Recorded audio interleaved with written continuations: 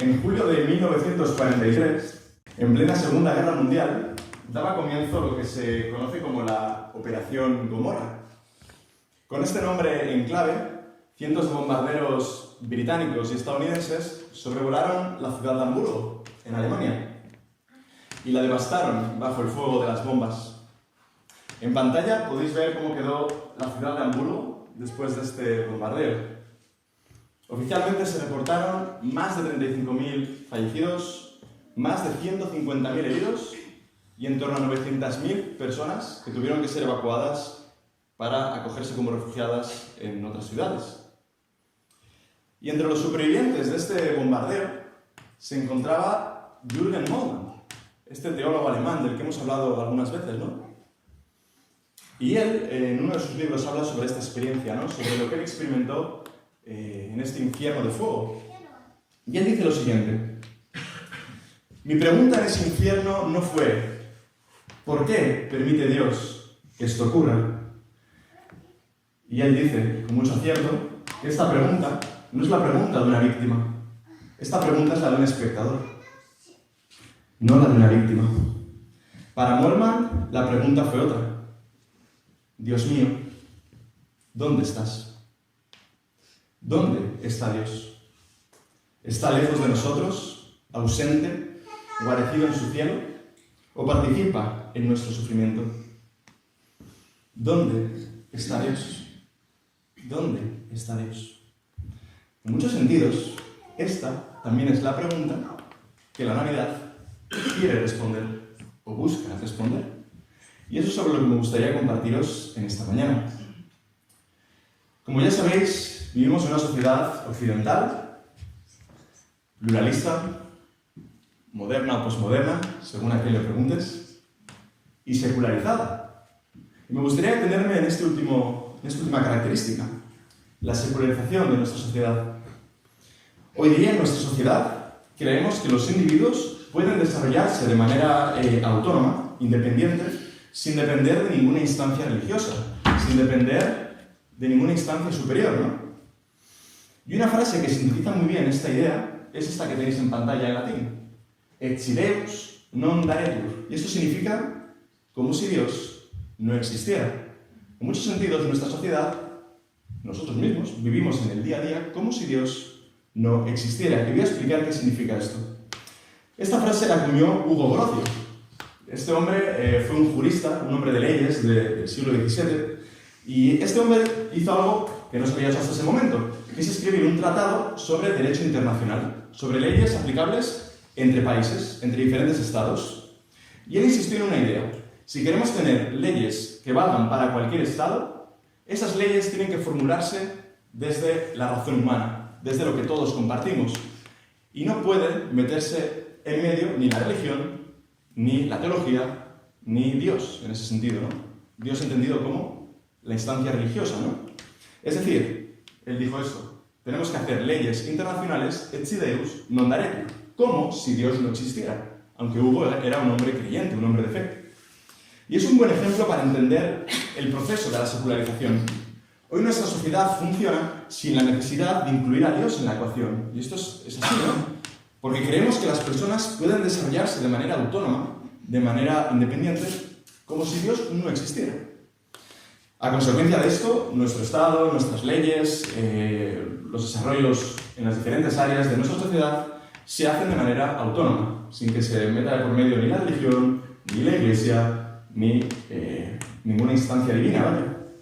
El funcionamiento de la sociedad hace tiempo que dejó de estar en manos de una religión o de un libro sagrado. Y creo que es algo que en muchos sentidos agradecemos. Algunos autores han dicho que con la secularización el ser humano alcanzó la mayoría de edad. Puede ser discutible, pero es algo que se ha dicho, ¿no?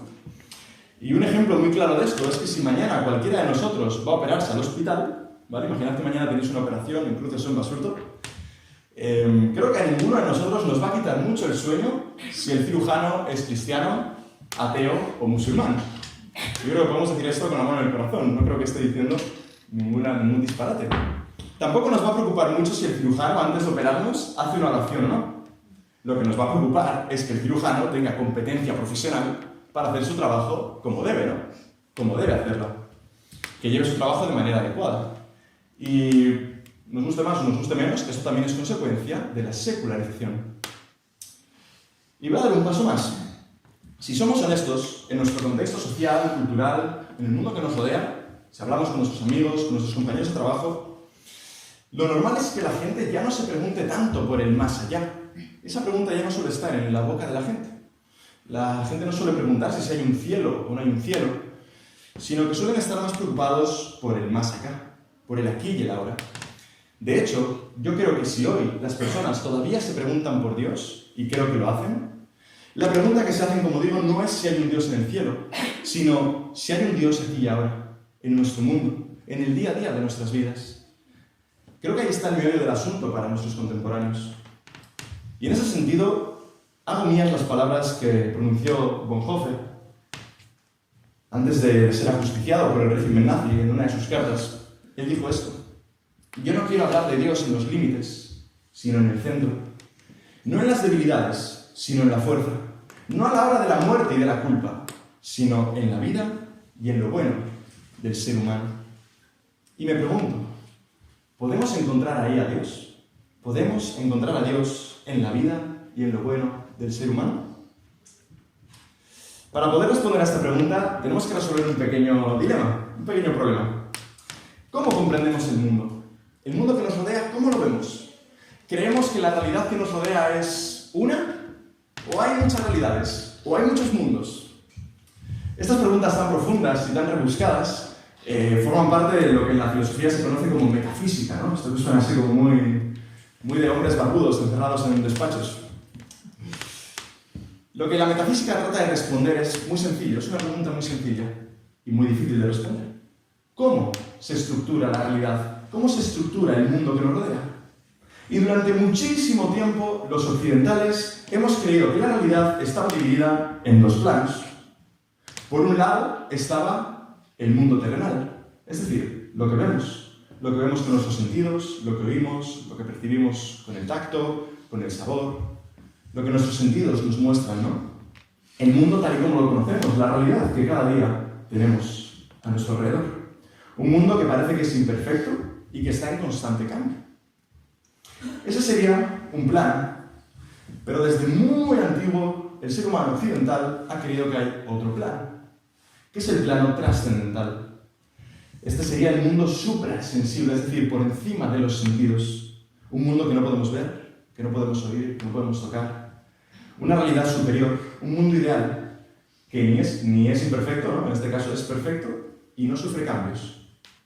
Esta cosmovisión, esta forma de ver el mundo, ya la propuso Platón hace más de 2000 años, ¿no? Es muy antigua en Occidente y nos ha acompañado, como digo, hasta hace no tanto, hasta hace apenas un siglo.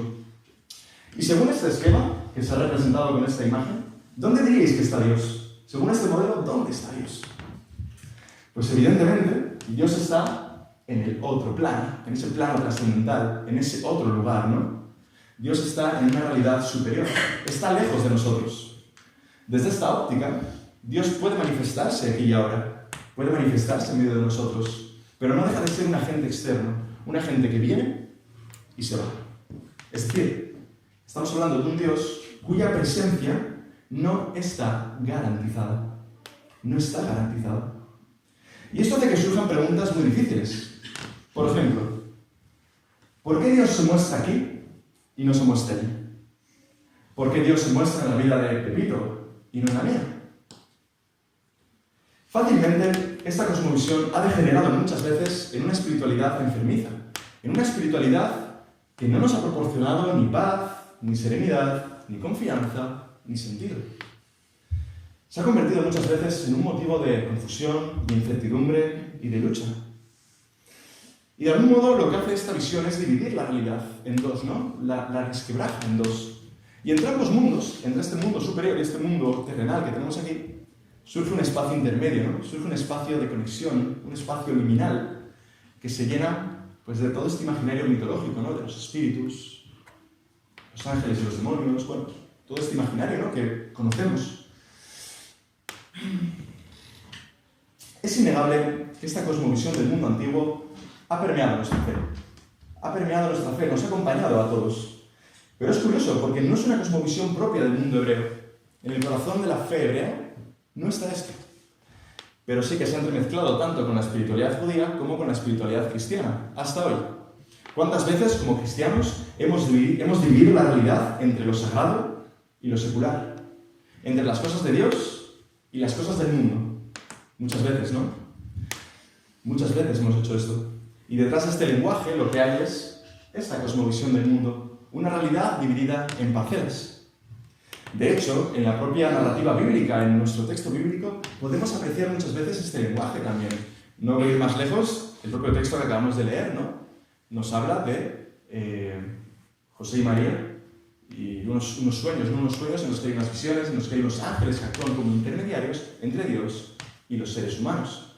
Este imaginario ha estado ahí, también en la Biblia. Porque como ya hemos dicho muchas veces, los textos de la Biblia no han caído del cielo, no han aparecido de la nada, ¿no? Son fruto de seres humanos en contextos concretos que se expresan con su lenguaje, con el lenguaje de la época. Y eso está también en nuestro texto bíblico, como un terreno común con la audiencia de aquel momento, ¿no? Lo interesante, que es donde para mí está la clave, es que la narrativa bíblica, aunque comparte este lenguaje, no se queda ahí, no se queda en él. Nos invita a dar un paso, nos invita a ver un poco más allá. De hecho, creo que la narrativa bíblica nos está mostrando que la realidad no está dividida ni en dos, ni en tres, ni en cuatro. La realidad es una. Para la visión bíblica, la realidad es una. Como dice el autor de la carta a los Efesios en su capítulo 1, por medio de Cristo, Dios ha llevado la historia a su punto culminante, haciendo que todas las cosas, las del cielo y las de la tierra, recuperen en Cristo su unidad. Haciendo que todas las cosas, las del cielo y las de la tierra, recuperen en Cristo su unidad. Me parece muy interesante esto.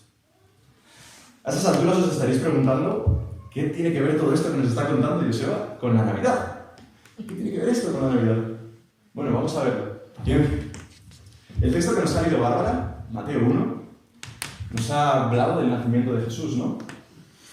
Y este texto se encuentra, como digo, en el Evangelio de Mateo. Y hay una pregunta interesante que nos podemos hacer, y es, ¿a quién se dirige el Evangelio de Mateo? Porque el Evangelio de Mateo está escrito para una comunidad cristiana de judíos que han adoptado la fe en Jesús. Y es una comunidad que ha atravesado por dos situaciones realmente complicadas, muy difíciles. Por un lado, esta comunidad ha vivido la destrucción del Templo de Jerusalén en el año 70. Ha visto cómo el ejército romano ha entrado en Jerusalén, ha destruido el templo y ha devastado la ciudad. Por otro lado, estos cristianos han experimentado la expulsión de las sinagogas. Hasta ese momento compartían su fe cristiana con los judíos de la sinagoga, pero ahora han sido expulsados, han sido echados fuera. Sus antiguos hermanos en la fe se han convertido en sus enemigos. De pronto, estos creyentes judíos se han quedado sin lugares de culto, se han quedado sin referencias, se han quedado sin esos espacios sagrados que hasta ahora habían compartido y en los que habían madurado y había crecido su fe. De pronto, se han encontrado sin espacios donde encontrarse con Dios, porque para ellos la sinagoga, el templo, eran lugares donde podían encontrarse con Dios. Y todo eso ya no existe. Estas circunstancias enmarcan los problemas, las preocupaciones, las inquietudes del Evangelio de Mateo, de la comunidad a la que se dirige. Una comunidad que está atravesando una profunda crisis de identidad. Y hay una pregunta clave para ellos. ¿Dónde está Dios? ¿Dónde está Dios cuando todo mi mundo, lo que consideraba mi hogar físico y espiritual, se derrumba? ¿Dónde está Dios cuando el suelo tiembla y no sé muy bien dónde agarrarme? ¿Dónde está Dios? Esta es una de las preguntas más importantes que el Evangelio de Mateo quiere responder. Y de hecho, si os fijáis, lo hace de manera explícita en su capítulo 1 y en su capítulo final, el 28. Y esto nos habla de la importancia que tiene esta cuestión. Porque para el Evangelio de Mateo, Jesús, desde su nacimiento, es la respuesta de Dios a la pregunta ¿dónde está Dios? Porque como vamos a ver, el nacimiento de Jesús, la Navidad, es el acontecimiento en el que el mundo antiguo encontró su final y amaneció un mundo nuevo. En Mateo 1 se nos ha narrado, como digo, este nacimiento de Jesús. Un nacimiento que ocurre en circunstancias de lo más sospechosas, no podemos obviar esto. El relato nos dice que María queda embarazada por acción del Espíritu Santo antes de convivir con José, que era su prometido. Y si analizamos esto desde la óptica patriarcal de aquella época, estamos ante una situación verdaderamente dramática. Verdaderamente dramática. Para María, socialmente, esta situación la coloca en la cuerda floja. En la cuerda floja. Según la ley judía, ¿qué tiene que hacer José? Denunciarla. Y ya sabéis lo que viene a continuación. Este es el papelón que el relato nos presenta en el telón de fondo, ¿no? Y me cuesta muchísimo ponerme en el pellejo de esta pareja, María y José. Una pareja con toda una vida por delante, con sueños, ilusiones, supongo, y teniendo que afrontar una situación tan complicada, porque es complicada. Y ante esto, José se enfrenta a una auténtica encrucijada. José tiene que decidir entre dos opciones: recuperar su honor, denunciando a María, o cargar con la sospecha y el oprobio público de un matrimonio irregular. Y en aquel contexto no había nada más valioso que el honor, ni siquiera el dinero. No había nada más valioso que el honor. Pero el texto también nos ha dicho que José era un hombre justo. Lo interesante es que esa justicia de José no se traduce en legalismo fariseo. La justicia de José se refleja en su misericordia hacia María, como esa justicia mayor de la que su propio Hijo Jesús hablará en el capítulo 5, en el Sermón del Monte. Esa justicia restaurativa que José encarna en su propia vida, ¿no? Y por eso nos dice el texto que José decide separarse de María en secreto para protegerla, a una costa de su honor, lo más valioso que José podía tener en aquel contexto.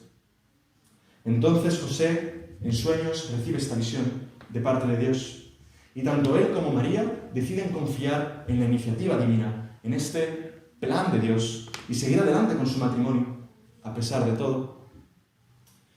Como vemos, la acción de Dios en el mundo transita por caminos de lo más inesperados, rompiendo todos los esquemas culturales, religiosos, sociales. Nadie elegiría esta situación para su propia vida.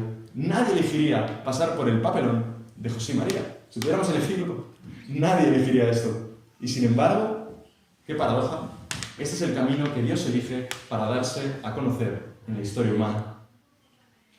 Y en ese momento el Evangelio nos dice algo muy importante, ¿no? Que el nacimiento de Jesús porta una promesa mucho mayor. El niño que nacerá será Emmanuel, será Dios con nosotros. Ese Dios que está con nosotros allí donde nadie esperaría encontrarlo. Ese Dios que está con nosotros en medio de la incertidumbre, en medio de las dudas, como fruto de un matrimonio que carga con la sospecha de la sociedad. Ahí está Dios. El Dios que está con nosotros en el temor ante un futuro que se muestra incierto. El Dios que está con nosotros ante la realidad de una comunidad que se siente perdida, que siente que ha perdido su identidad y que se pregunta: ¿dónde está Dios? ¿Dónde está Dios? Si algo nos enseña el mensaje de la Navidad, es que en Jesús la realidad de Dios se ha fundido completamente con la realidad del mundo. La realidad de Dios se ha fundido completamente con la realidad del mundo. Para la fe cristiana no hay dos realidades, sino una sola realidad, en la que Dios está presente junto a nosotros, incluso allí donde nadie esperaría encontrarlo. Este es el misterio de la Navidad, que Dios se ha encarnado, que Dios se ha dado a conocer en un ser humano. Y si Dios se ha dado a conocer en un ser humano, en el más acá de nuestra historia, no deberíamos buscar en las fronteras de este mundo, ni en el más allá, sino en el aquí y el ahora de nuestro tiempo. Porque es aquí, en este mundo, donde Dios se ha dado a conocer. Para la fe cristiana, Dios no es la realidad más lejana, sino la más cercana. La más cercana. Porque la Navidad nos recuerda que un mundo nuevo ha comenzado a desplegarse ante nosotros. Una nueva cosmovisión, una nueva metafísica, una nueva forma de comprender la realidad que nos rodea. Como dice José María Castillo, en una frase que hemos leído alguna otra vez, la eterna tentación del ser humano es huir de nuestra condición, huir de nuestra humanidad, escapar de este mundo y trascender, hacernos como dioses. Desde el Génesis está ahí, ¿no? Esa tentación. Y sin embargo, el Dios de Jesús nos muestra el movimiento contrario. Le da la vuelta a la tortilla de una manera increíble. ¿Cómo muestra Dios su trascendencia? ¿Cómo muestra Dios su divinidad? Humanizándose, haciéndose humano hasta donde nosotros somos incapaces de llegar. Hasta donde nosotros somos incapaces de llegar. A esa humanidad llega Dios. Porque después de todo, resulta que a Dios no lo encontramos en el más allá, ni tampoco en nuestro deseo de ser como dioses, en ese deseo que tanto nos seduce. Al final, resulta que a Dios lo encontramos en el camino de Jesús, en la encarnación, en esa humanización tan radical que nos une, nos vincula y nos funde también a nosotros con la humanidad que nos rodea. Y creo que en un mundo tan deshumanizado como el nuestro, tan necesitado de humanidad, el camino de Jesús, el camino del Dios de Jesús, sigue siendo una alternativa radicalmente transformadora, subversiva incluso, y absolutamente liberadora, absolutamente liberadora. Por eso creo que si la Navidad sigue teniendo hoy sentido, y creo que sí, es sobre todo esto. Invitarnos a confiar en ese Dios que se ha dado a conocer en lo más humano, y que al hacerlo nos humaniza y nos impulsa a seguir esas huellas, ¿no? A seguir esas pisadas. Y me gustaría terminar esta reflexión con algunas conclusiones prácticas que al menos saco de esto, ¿no? Porque afirmar que Dios está con nosotros, decir que Dios está con nosotros, no es un mero eslogan motivacional que queda muy bonito en un cartel. No es un eslogan que no dice nada en el fondo. No. Afirmar que Dios está con nosotros es algo trascendental en todos los sentidos. Porque afirmar que Dios está con nosotros es una invitación para encontrar a Dios en la realidad de nuestra vida cotidiana, en nuestra propia existencia, en nuestro día a día. Desde un nivel más personal, más existencial, afirmar que Dios está con nosotros creo que es una fuente de sentido y también una fuente de aceptación. Porque si Dios en Jesús nos ha acogido, nos ha abrazado con su amor, un amor infinito que no podemos entender, creo que no hay ningún motivo por el que tú y yo no podamos aceptarnos a nosotros mismos, abrazarnos a nosotros mismos tal y como somos, a pesar de nuestras contradicciones. Si Dios en Jesús nos ha aceptado, nos ha amado con nuestro pecado, con nuestra miseria, ¿qué razones podríamos tener nosotros para no hacer lo mismo? ¿Qué razones podríamos tener para no hacer lo mismo? Y creo que esta verdad nos llena de esperanza y de propósito. Porque si Dios está con nosotros, Dios está junto a ti y está junto a mí, sosteniéndonos en nuestra fragilidad, impulsándonos a vivir. Ahora bien, que Dios esté con nosotros no significa, y lo sabemos, que vayamos a ir por la vida flotando a 3 metros sobre el suelo. Las crisis, las dificultades van a estar ahí, como estuvieron para José y María, como estuvieron para Jesús, como estuvieron para la comunidad de Mateo. El mensaje de Jesús no nos soluciona la vida. De hecho, a menudo nos la complica. Pero en medio de esto, creo que nuestra esperanza está en saber que en medio de estas crisis, de estos valles oscuros, valles inciertos, Dios sigue estando con nosotros, renovándonos, transformándonos en imagen de su Hijo. Si le dejamos, claro. Y si Dios está con nosotros, si Dios está por nosotros, si Dios está al lado de la humanidad, ¿quién o qué podrá estar contra nosotros? Al mismo tiempo que Dios haya encarnado en un ser humano, también nos recuerda nuestra dignidad y nuestro valor como seres humanos, como personas. Esto lo dijo también Calvar. Él decía que la encarnación de Dios es la gran dignificación del hombre. Y creo que tiene mucho valor esto. Porque con la encarnación el ser humano se convierte en un sacramento. Esta palabra que como evangélicos no estamos muy habituados a usarla, ¿no? Pero que significa que el ser humano es un signo visible de la gracia de Dios. El ser humano es un signo visible de la gracia de Dios. Y eso lo cambia todo. Porque ahora podemos reconocer la presencia de Dios en el otro, en aquel que nos rodea. Por lo tanto, a la luz del misterio de la Navidad, todo ser humano posee una dignidad y un valor irrenunciables. Porque el misterio de Dios ha decidido manifestarse en medio de nosotros. Eso también tiene importantes consecuencias a un nivel social, a un nivel cultural incluso. Afirmar que Dios está con nosotros también tiene consecuencias a ese nivel. Y aquí hay algo de paradoja, porque esto nos lleva a asumir dos realidades que pueden parecer un poco contradictorias, pero que no lo son. Por un lado, si Dios está con nosotros, eso significa que la realidad que nos rodea ha sido en algún modo secularizada. Y me voy a explicar con esto. Como Mateo nos recuerda en su capítulo 27, con Jesús, el velo del templo, ese velo del templo de Jerusalén, ha quedado rasgado, definitivamente. ¿Y qué hacía ese velo? ¿Qué hacía ese velo del templo? Separar la presencia de Dios de lo mundano, de lo profano, de lo no sagrado. Mateo nos dice en su capítulo 27 que ese velo ha quedado rasgado. Para el cristiano no hay lugares sagrados. No hay tiempos sagrados, no hay espacios sagrados, no hay personas sagradas. Como cristianos, tampoco podríamos afirmar que Dios está aquí o está allí. Nada de esto tiene sentido para nosotros, porque en muchos sentidos la realidad ha sido secularizada, ha sido librada de todo ese imaginario. Porque Dios no puede quedar encerrado en ningún espacio concreto, como también nos recuerda Pablo en su discurso de Hechos. En ese sentido, podemos afirmar, como cristianos, que todo es profano. Herejía. Podemos afirmar que todo es profano, como si Dios no existiera. Pero si solo dijéramos esto, estaríamos engañándonos. Sería una verdad a medias. Porque al mismo tiempo, afirmar que Dios está con nosotros también implica que toda la realidad, absolutamente toda la realidad, ha sido sacralizada. Y esto lo cambia todo.